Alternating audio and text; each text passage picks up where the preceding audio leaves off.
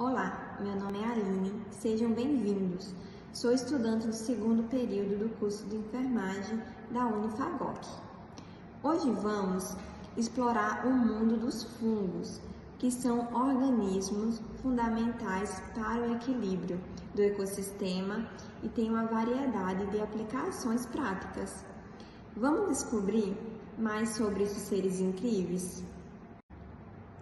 O reino fungi é um dos principais grupos de organismos vivos que inclui uma ampla variedade de espécies, desde os fungos comestíveis até os patógenos que causam doenças em humanos e animais e plantas. Aqui no cantinho a gente conseguimos ver e observar a imagem de fungos e as variedades deles. Os fungos são organismos eucarióticos, ou seja, são células que têm núcleo definido e organelas envolvidas por membrana. Podem ser unicelulares, como as leveduras, ou multicelulares, como os cogumelos, que podem se reproduzir de forma sexuada e assexuada. São organismos heterotróficos, ou seja, eles não produzem o próprio alimento. Depende da ingestão de matéria orgânica, com vida ou sem vida, para conseguir sobreviver. Características principais, Aqui a gente tem as hifas, estrutura filamentosa que compõe o micélio. O micélio é um conjunto de hifas, que formam o corpo do fungo. Aqui também temos esporos, que é a estrutura reprodutiva que permite a dispensação do fungo. O fungo, ele tem parede celular, que é a camada externa que protege, ele por volta. A membrana plasmática, que é a camada interna que regula o tráfego, de nutrientes. E a estrutura interna dos fungos tem carioteca e organelas celulares, membranosas, e podem ser unicelulares e pluricelulares. E aí vai ter citoplasma, núcleo, mitocôndrias, retículo endoplasmático e ribossomos. Então, a gente vai ter um conjunto de organelas. Possuem, além dessas membranas plasmáticas, uma parede celular composta de quitina, mesmo composto encontrado no exoesqueleto do Artrópodos. Aqui na imagem conseguimos observar as hifas cenóticas, são hifas que crescem em conjunto formando um feixe, possuem uma estrutura mais simples e paralela, são encontradas em fungos como Neurospora, são responsáveis pela formação de estrutura reprodutiva e são importantes para a reprodução e dispersão do fungo. Aqui também tem hifas septadas, São hifas que se ramificam em forma de árvore, possuem uma estrutura mais complexa, ramificada, são encontradas em fungos como arpegílios e penicílio e são responsáveis pela absorção de nutrientes do ambiente e são importantes para o crescimento e o desenvolvimento do fungo. Vale ressaltar as diferenças entre as duas hifas.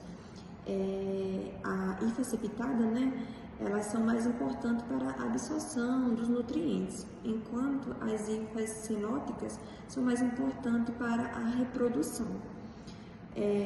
As hifas septadas são encontradas principalmente na periferia do micélio, enquanto as hifas cenóticas são encontradas principalmente no centro do micélio.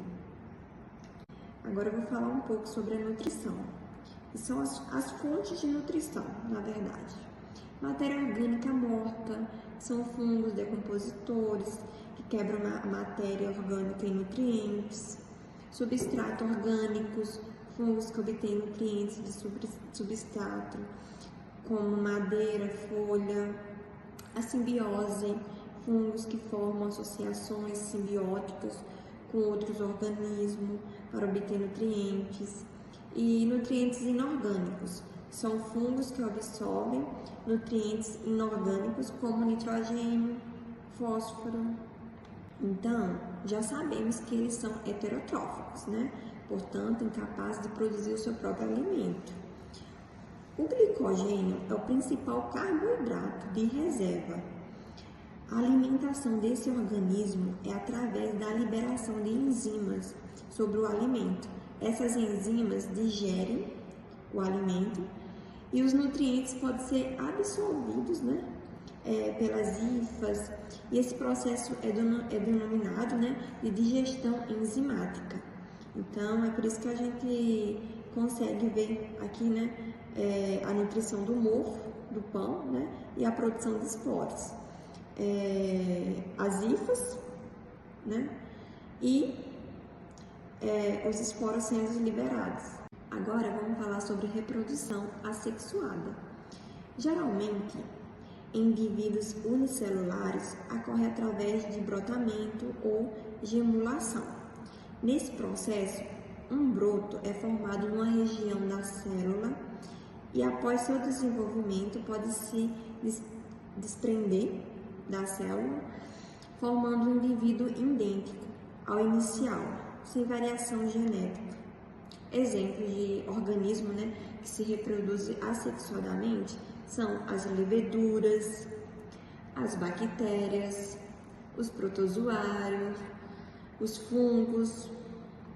E as vantagens da reprodução assexuada é permitir uma rápida colonização de novos ambientes e é mais eficiente do que a reprodução sexuada, não requer a presença de um parceiro.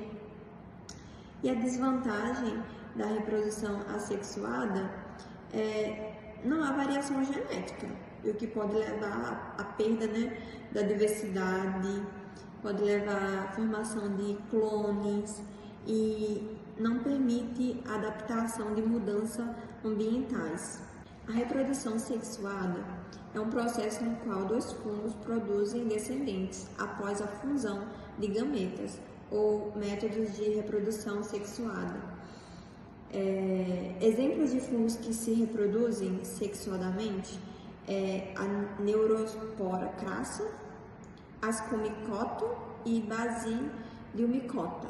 A importância da reprodução sexuada nos fungos aumenta a diversidade genética, permite adaptação a mudanças ambientais, aumenta a resistência a doenças e é fundamental para a sobrevivência e sucesso dos fungos. Agora vamos falar sobre reprodução assexuada.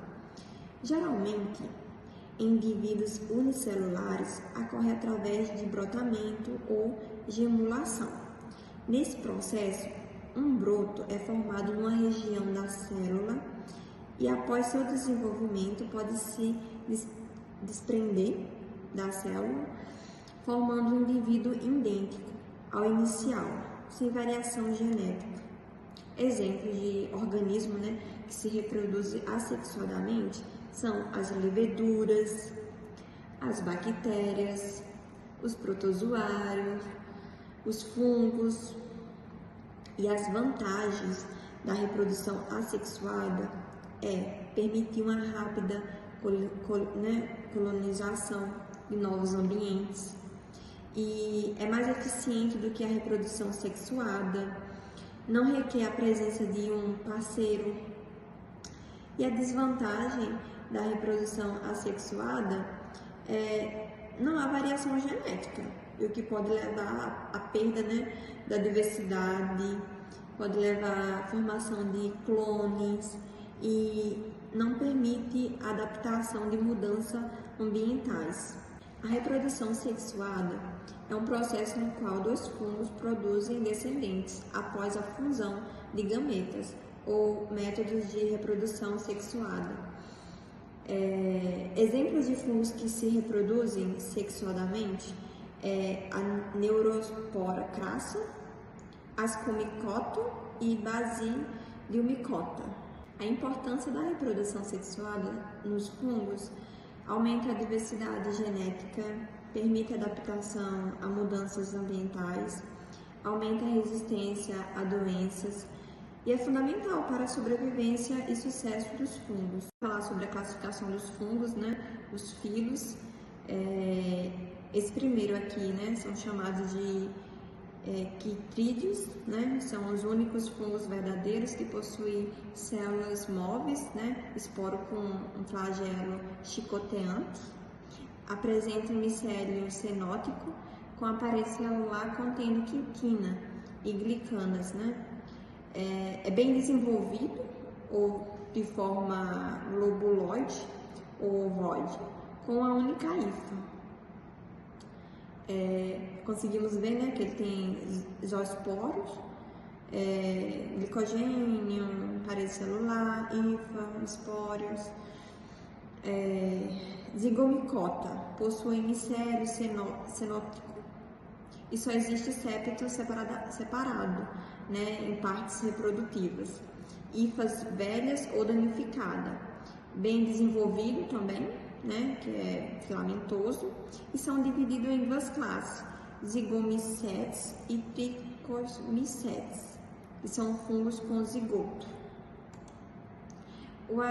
As comicotas são filamentosos, né, mas também podem ser unicelulares, que as leveduras, e dismórficos também. O micélio é septado com um ou mais núcleo, a parede celular é constituída de quitina e algumas vezes há uma presença de celulose. Junto com o basidiomicote, são considerados fungos superiores e tiveram um ancestral em comum. São fungos de bolota, né, conhecidos, né, como aspergillos e penicílio. O basidiomicote são fungos superiores, né, apresentando micélio septado com um grampo de conexão.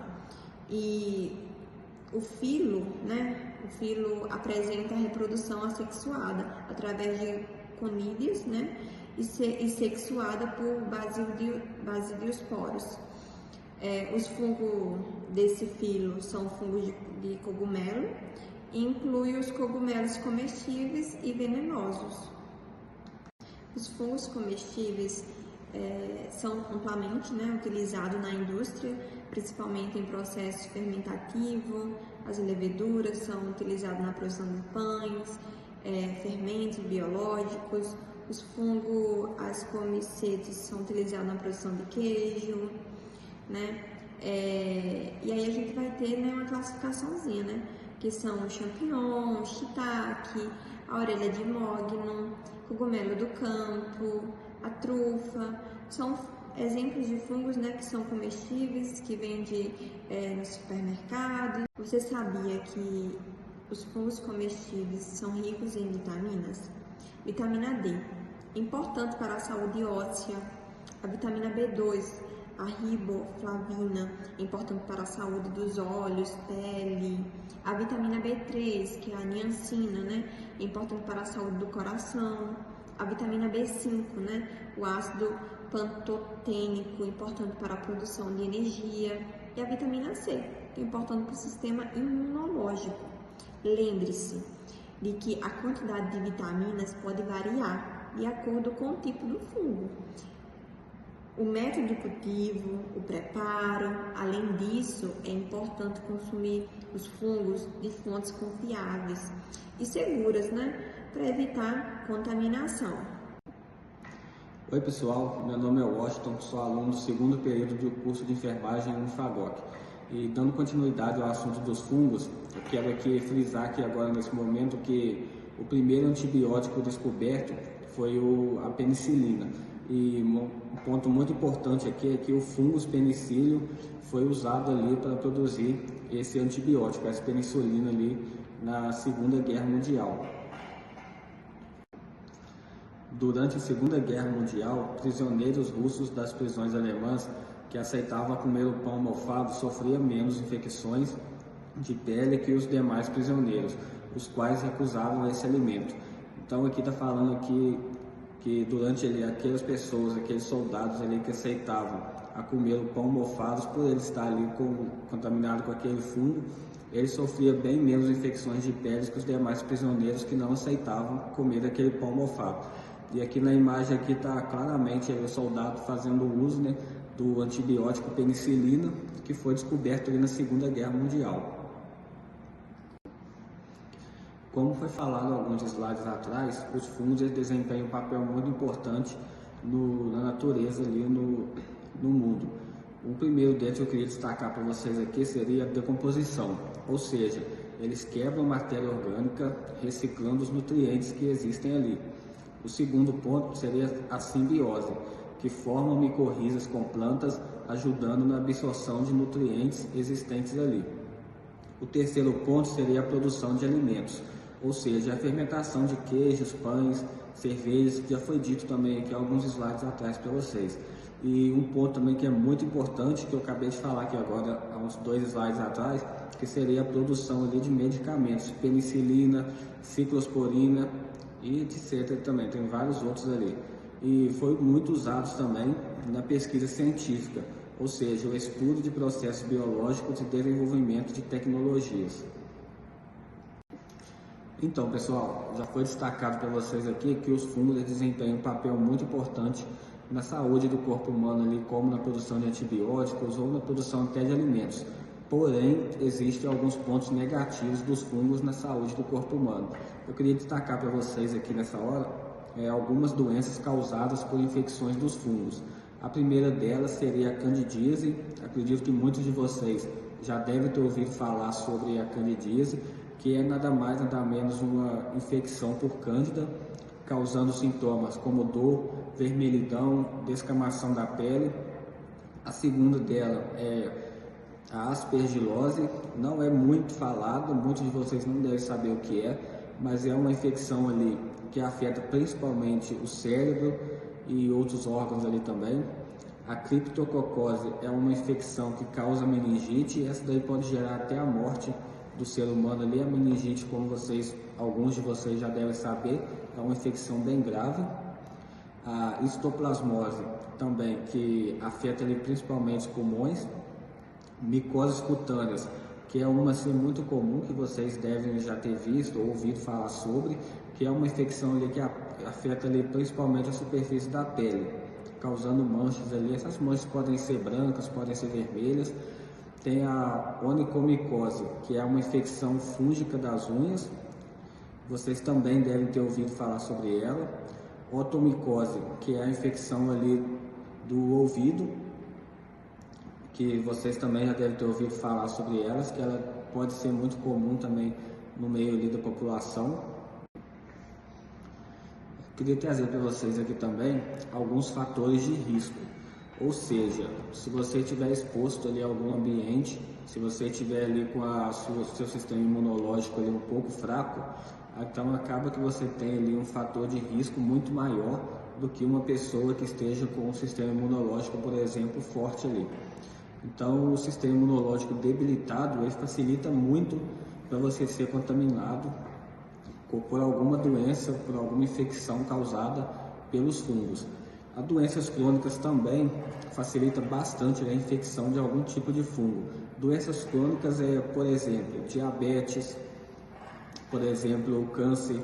Isso daí facilita muito a infecção de algum tipo de fungo ali para você ter alguma determinada doença fúngica.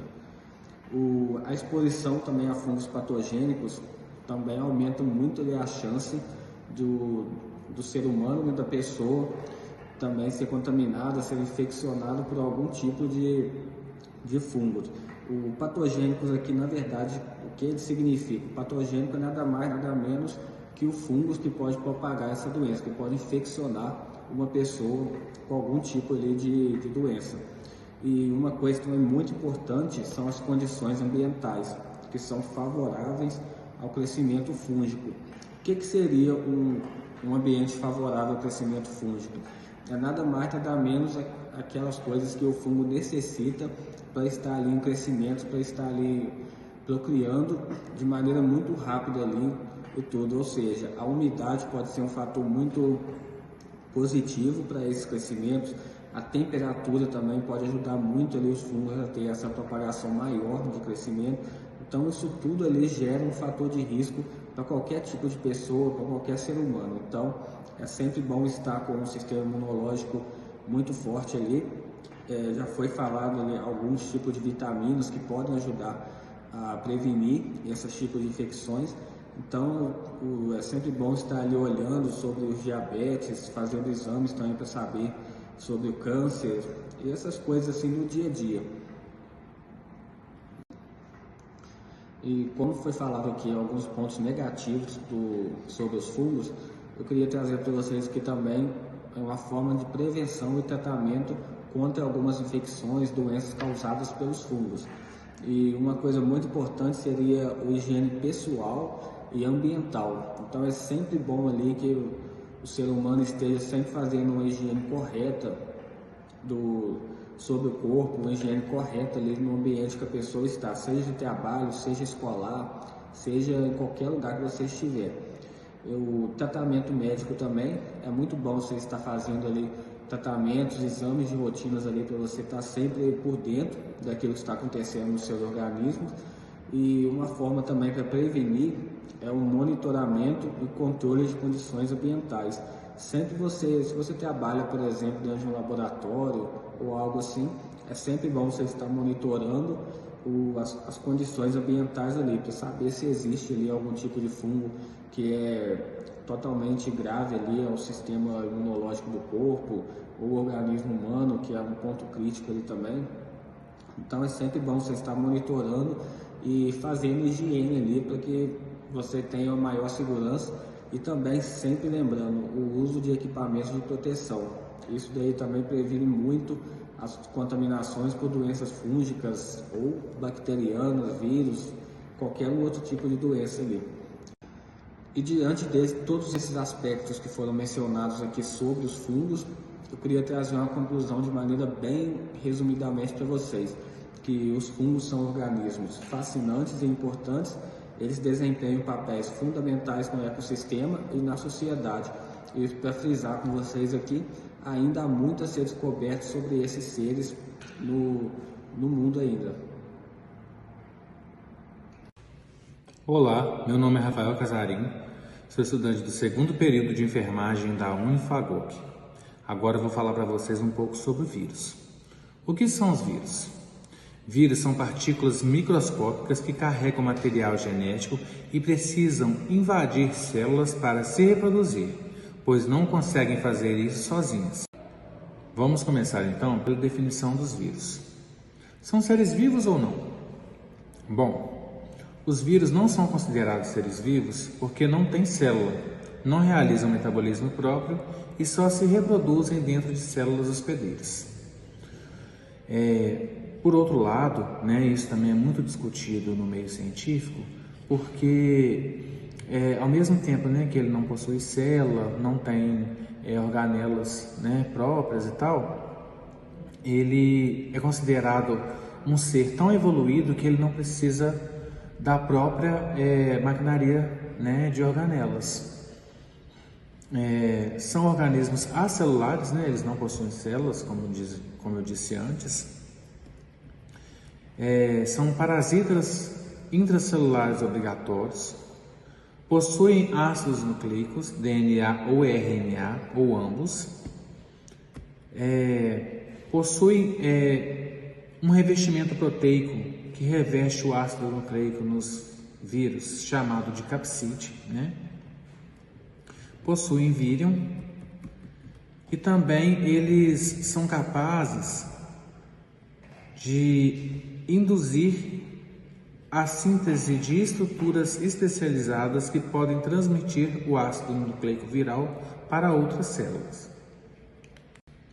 Quanto à estrutura viral, o vírus é formado de ácido nucleico, que é o genoma, que é o material genético dele, o capsômetro, que envolve o ácido nucleico, o envelope, que é uma camada após o capsômetro, que envolve o capsômetro, e a espícula, que ajuda a aderir o vírus na célula, que ele vai hospedar. Quanto à classificação dos vírus, vamos começar ela conforme a arquitetura do capsídeo. Você pode ver aí no slide que tem 4 exemplos aí, O icosaédrico, que é essa estrutura em azul. O icosaédrico envelopado, que é essa estrutura em vermelho. O helicoidal, que é formado dessa estrutura aí. O helicoidal envelopado, que também tem um envelope em volta dele. O complexo, que é constituído de cabeça e cauda. Vamos falar agora da classificação conforme o seu material genético, que é constituído por DNA de fita dupla ou fita simples, RNA de fita dupla ou fita simples, ambos, DNA e RNA, exemplo, o citomegalovírus, o adenovírus, de DNA de dupla hélice linear, que causa infecções respiratórias e gastroenterites, o retrovírus, que é de RNA mais transcriptase reversa, que causa HIV, HTLV, arbovírus, transmitido por artrópodes, exemplo, dengue, zika, febre amarela e oropoche. Vamos falar agora sobre a etapa de infecção viral, que basicamente ocorre em 5 etapas: adsorção, penetração, biossíntese, maturação e egresso. Adsorção: contato via proteínas receptoras entre a estrutura viral e a célula a ser parasitada. Penetração: ingresso dos vírus ou do material genético mais enzimas nas células. Biossíntese: utiliza da maquinaria celular para a síntese das proteínas estruturais e não estruturais do vírus, síntese do material genético. Maturação: estruturação dos novos vírions. E egresso: egresso da célula parasitada por lise ou por envelopamento a fim de infectar novas células. Vou falar um pouquinho para vocês agora do ciclo de vida viral. O ciclo de vida viral ocorre de 2 maneiras, tem 2 maneiras de ocorrer, tanto o ciclo lítico quanto o ciclo lisogênico.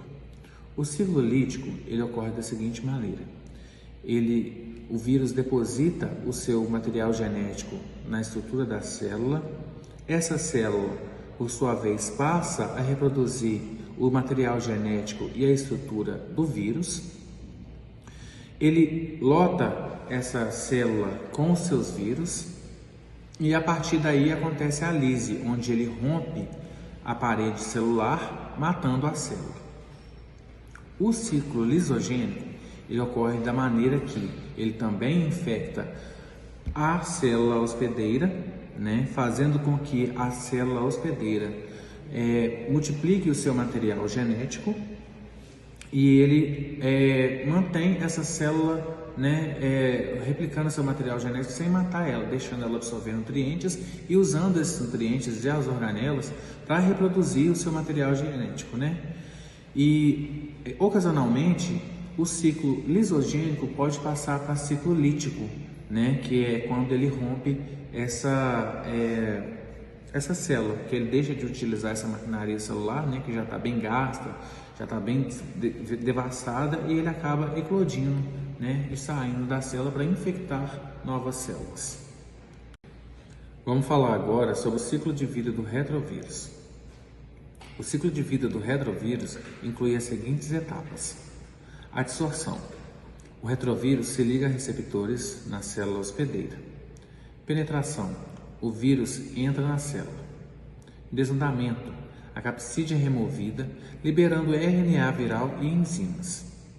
Transcrição reserva: o RNA é convertido em DNA complementar, o cDNA, pela enzima transcriptase reversa. Integração: o cDNA é integrado ao DNA da célula hospedeira, formando um provírus. Replicação e transcrição: o provírus é ativado, produzindo novos RNA e proteínas virais. Montagem: Novas partículas virais são montadas. E liberação. Os vírions são liberados da célula por brotamento. Esse processo permite que o retrovírus se multiplique e infecte novas células. Patologias causadas por vírus. Adenovírus.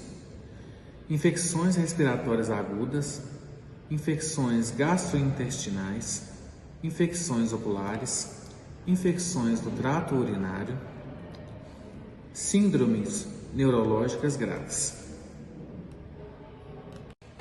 Outras patologias também, como o retrovírus, que causa AIDS e alguns tipos de câncer. Outros exemplos também de patologias são do arbovírus, dengue, zika vírus, febre chikungunya, febre amarela e febre oropouche. Olá, meu nome é Alan, eu sou aluno do segundo período de enfermagem aqui da Unifagoc e vou dar continuidade sobre as patologias relevantes em relação ao vírus. Começando com a influenza, que tem como característica infecção respiratória e incubação de 1 a 4 dias. O agente etiológico é influenza A e B. A influenza A tem uma variação genética, tem maior variação genética e circula atualmente H1N1 e H3N2. As formas de transmissão é contato e gotículas. Os sintomas são febre e mal-estar, mialgia, congestão nasal e tosse. A prevenção é a vacinação anual a partir de 6 meses de idade.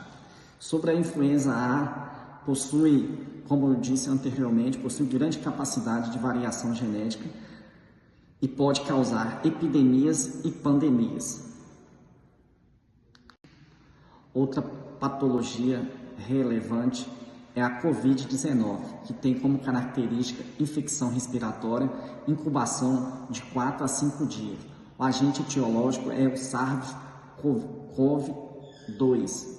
A forma de transmissão é por contato e gotículas. Os sintomas são febre, tosse seca, perda de olfato e paladar, dispneia e cansaço. A prevenção é vacinação a partir dos 6 meses de idade, lavagem das mãos e distanciamento. Sobre a Covid, a vacinação ocorre a partir dos 6 meses de idade, com esquemas variados, conforme a idade e grupos prioritários, com reforços anuais em adultos. A febre oropouche é outra patologia relevante, que tem como característica arbovirose e a incubação também é de 3 a 8 dias. Agente etiológico é o vírus da Orov. Tem como vetor o mosquito Culiquídeos paranaense, que é o famoso murum, mosquito de polvo. A transmissão é através da picada do mosquito em uma pessoa doente que passa a infectar uma pessoa saudável. Mosquito contaminado. Os sintomas são cefaleia intensa, mialgia, tontura, náusea, vômito, diarreia e dor retroocular. A prevenção é o uso de repelentes, manter terrenos e locais de criação de animais limpos. Tem o vírus da dengue também, que tem como características que são transmitidos por arbovirose, comum nas regiões tropicais e subtropicais. O agente etiológico é o vírus DEN1, DEN2, DEN3, DEN4. Tem como vetor mosquito Aedes aegypti. A forma de transmissão é através do mosquito fêmea infectado com o vírus da dengue, que ao picar uma pessoa saudável passa o vírus, fazendo a proliferação da doença. Os sintomas são febre, mialgia, dor no retroocular, fadiga, petequias. A forma de prevenção é manter os quintais limpos, preencher com areia os vasos de planta, manter caixa d'água vedadas, vacinação de 10 a 14 anos e uso de repelentes. Sobre a dengue, a vacinação de 10 a 14 anos é por causa da devida faixa etária de ser maior índice de internação. A chikungunya também é outra doença causada pelo vírus do agente etiológico chikungunya shikhi, que tem como vetor também o Aedes aegypti. A forma de transmissão é pela picada do mesmo infectado que passa a contaminar uma pessoa saudável. Os sintomas são febre, artralgia intensa. A prevenção também é a mesma do outro, já que o vetor são o mesmo. Manter quintais limpos, preencher com areia os vasos de planta, manter as caixas d'água vedadas e fazer a utilização do repelente. O Zika vírus também é outra doença causada pelo vírus que infecta o mosquito Aedes aegypti, que também tem como característica que são a arbovirose, responsável por complicações neurológicas e microcefalia, a síndrome de Guillain-Barré, se houver infecção na gestação. O agente etiológico é o Zika vírus, Zika, vetor mosquito Aedes aegypti. Também a forma de transmissão é pela picada do mosquito infectado com o vírus da doença, assim proliferando a doença para as pessoas saudáveis. Os sintomas são febre, cefaleia, mialgia, fadiga, dor no reto ocular, vermelhidão ocular, calafrios, perda de apetite, irritação na pele. A prevenção é a mesma dos demais, citado anteriormente, que é manter os quintais limpos, preencher com areia os vasos de planta, manter caixa d'água vedada, o uso de repelentes. Sobre a febre amarela, o cerco urbano, o homem é o único hospedeiro de importância epidemiológica e a transmissão ocorre a partir dos vetores urbanos, Aedes aegypti infectado. Já no ciclo silvestre, a febre amarela ocorre nos primatas não humanos, que são os macacos, que são os primeiros hospedeiros e ampliadores dos vírus. E os vetores são os mosquitos de hábito estritamente silvestre, sendo dos gêneros Hemagogo e Sabertus, os mais importantes da América Latina. Patologia também relevante, a AIDS, que tem como característica a síndrome desencadeada pela infecção do HIV, o qual incapacita o sistema imunológico. O agente etiológico é o vírus HIV. A transmissão é feita através da relação sexual, o compartilhamento de seringas e agulhas contaminadas na transmissão vertical. Os sintomas são assintomáticos inicialmente, após 2 a 4 semanas, emagrecimento, mal-estar, cansaço e febre. A prevenção é o uso de preservativo e o não compartilhamento de material pérfuro cortantes. Outra também conhecida no meio da saúde é a paralisia infantil, que tem como característica, é conhecida como poliomielite, a doença infecto-contagiosa causada de paralisia irreversível, principalmente em crianças. Agente etiológico é o poliovírus. A forma de transmissão é feita através do contato fecal-oral e gotículas e tem como sintomas febre, cefaleia, rigidez no pescoço e mialgia. A prevenção é feita através da vacinação a partir dos 2 meses de idade. Outra patologia relevante é o sarampo, que tem como característica doença infecto-contagiosa, potencialmente entre a grave, potencial entre grave, período de incubação de 7 a 21 dias. O agente etiológico é o morbilivírus, tem como transmissão também gotículas. Sintomas são febre alta, tosse seca, irritação nos olhos e congestão nasal. exantema e manchas de Koplik. A forma de prevenção é a vacinação a partir dos 12 meses. Em relação ao sarampo, tem a vacina triviral e tetraviral a partir de 12 a 15 meses, respectivamente.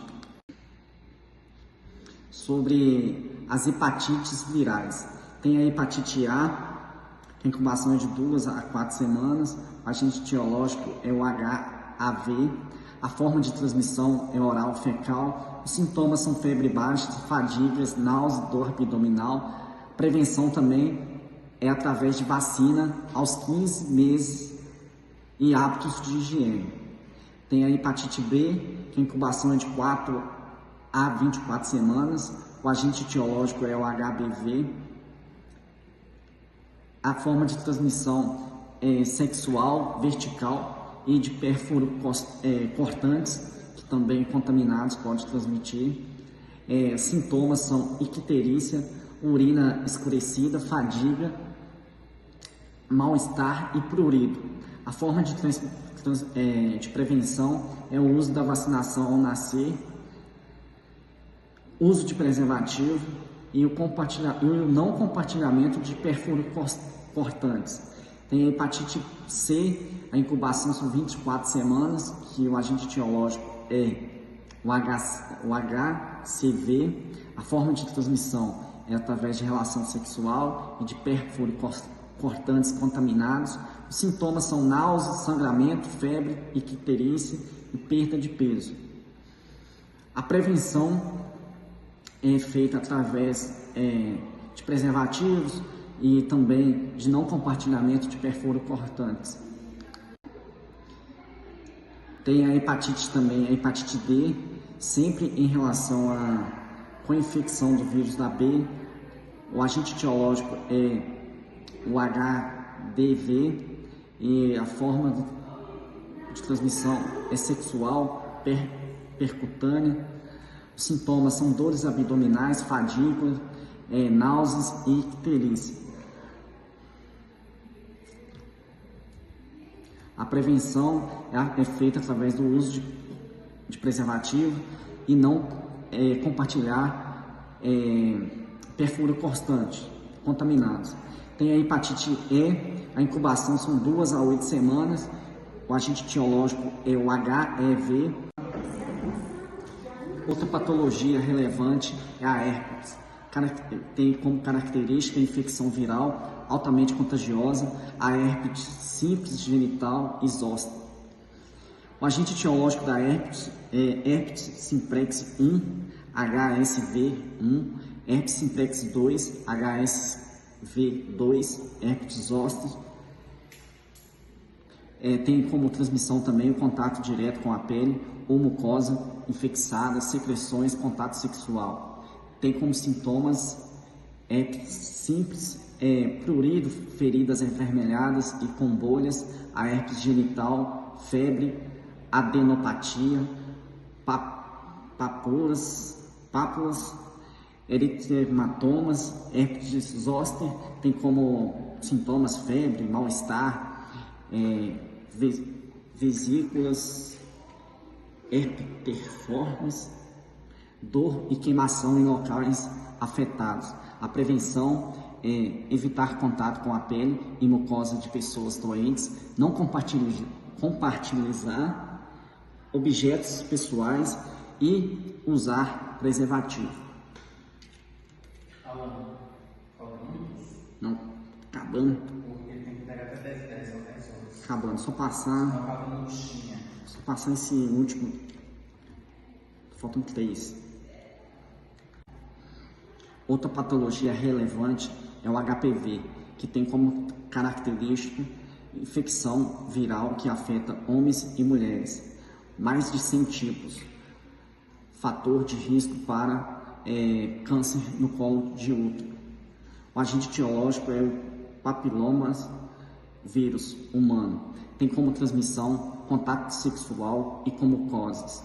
Os sintomas são verrugas e lesões genitais brancas, marrons ou avermelhado. A prevenção é feita através de vacina a partir de 9 anos e o uso de preservativo.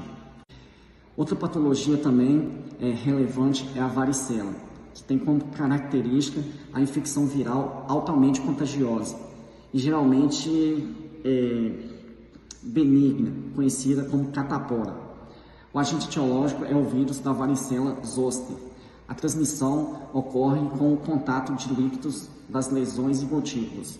Os sintomas são máculas, pápulas, vesículas, pústulas e crostas, prurido nos altos e quadro clínico de exuberante. A prevenção ocorre através da vacinação, lavagem das mãos e isolamento de pessoa contaminada. Outra patologia relevante é o ebola, que tem como característica é uma doença grave, altamente contagiosa e letal. O período de incubação é de 1 a 21 dias. O agente etiológico é de 5 tipos: ebola vírus, sudão, ebola vírus, nossa senhora. Outra patologia relevante de importância em relação à saúde pública é a raiva humana, que é uma doença que tem como característica que afeta o sistema nervoso central, altamente letal, e o período de incubação é de 45 dias. O agente etiológico é o vírus do gênero Lyssaravírus. A transmissão ocorre por meio da saliva de animais contaminados, mordeduras e arranhaduras e lambeduras. Os sintomas são mal-estar, anorexia, cefaleias, náuseas, entorpecimento, irritabilidade e inquietude. A prevenção ocorre com a vacinação anual de cães e gatos. Conclusão. Em suma, os vírus são micro-organismos que necessitam infectar uma célula hospedeira para realizar suas funções vitais, através da replicação do seu material genético para a produção de novas partículas virais, infectando mais células, causando assim as mais variadas doenças. Vale observar, a grande maioria das infecções virais podem ser evitadas com medidas simples, como a vacinação de rotina, hábitos de higiene, uso de preservativo e o não compartilhamento de objetos pessoais, inclusive perfurocortantes.